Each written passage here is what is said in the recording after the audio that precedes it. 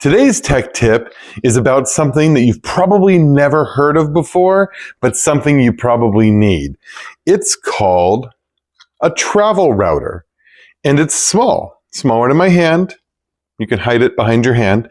And what this thing does is it does a couple interesting things to make your life a lot better. First thing it does is it's basically a repeater. You can connect to a network, let's say at a hotel or a restaurant or any other network you want, and it takes that Wi-Fi signal that's coming in, the same Wi-Fi signal that you would normally connect to with your device, say a laptop, and it repeats that on your own SSID. So let's say you're staying at a Best Western and the SSID is Best Western something.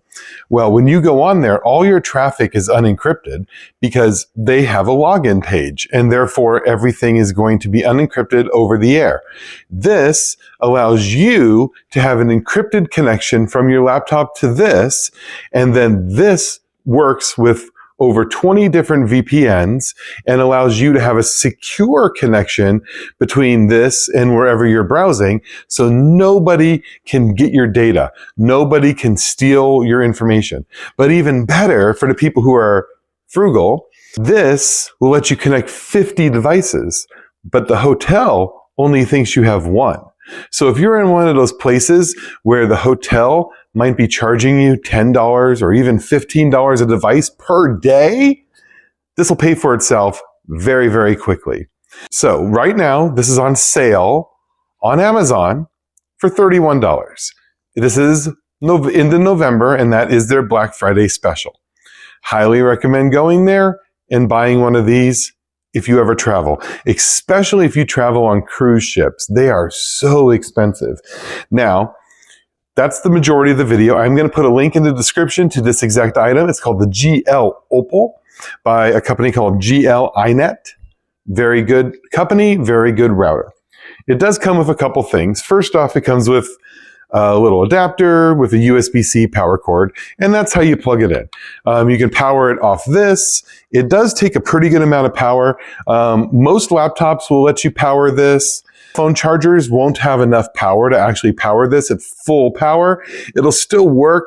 It'll just be a little bit less powerful. But let me talk to you about the other thing it comes with. It comes with an Ethernet cord. And why does it come with an Ethernet cord? Because it has an Ethernet input also. So if you're in a hotel room that has Ethernet, now you can connect to Ethernet. You don't even need to mess with the VPN if you don't want to. And now you get better speed and better encryption and security.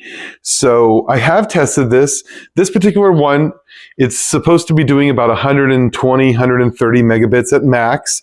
We did test it do the speed test on my local network and in repeater mode with the Wi-Fi, because the Wi-Fi gets cut in half when you have it like this. It did do 126. We did it on 3 different tests.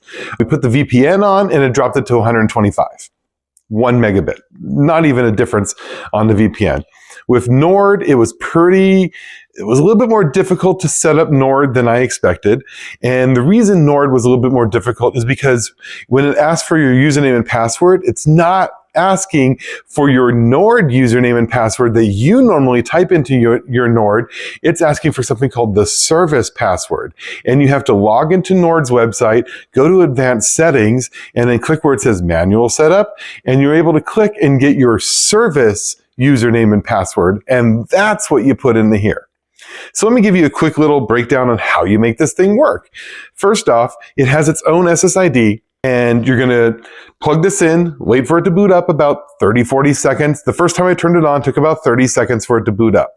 I was able to see its SSID on my laptop. It starts with GL and has a whole bunch of numbers after it, so don't worry about it. Just pick the GL one.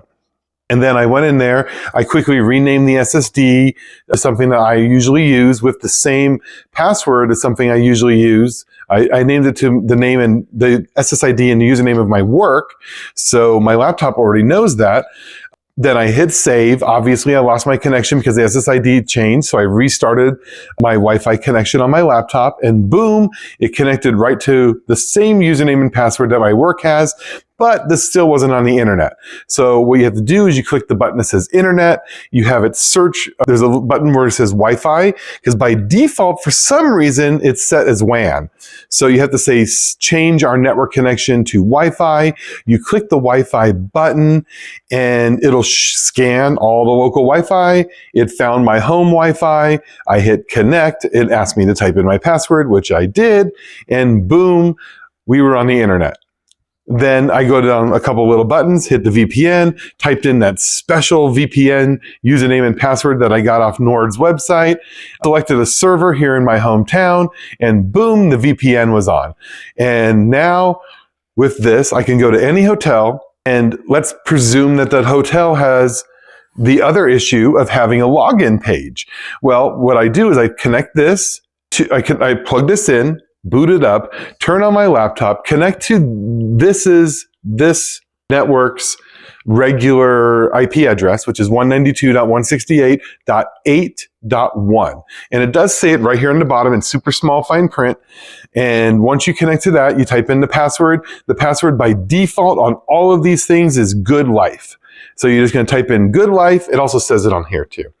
Connect to it. And then when you're at your hotel, you're going to find the Wi-Fi. You're going to hit connect.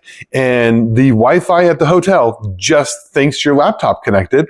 Your laptop, you just go to like a website like Google or something on Chrome on your website, on your laptop, and you'll instantly get prompted with that page to log in. You're going to log in. It's going to pull the MAC address and information from this little thing right here. And then boom, you're on the network for however long they give you a lease for, usually 24 hours. And you can add your tablet, then you can add your phone, you can add your wife's laptop, you can add your kid's laptop. And now you have all these devices, and the hotel thinks you just have one. And guess what? You're just getting charged for one. So that saves money. This is $31. Most hotels charge $10 to $15 per device per night after you use your first. Usually they give you one or two for free. Additional devices cost all that extra money at most big hotels. Choice Hotels has free internet. Love that from Choice. So anyway, this will pay for itself the very first time you use it. Go on Amazon, buy it, put it in your laptop bag, put it in your suitcase, whatever you normally do, bring it with you. It is a little bit techy to get installed.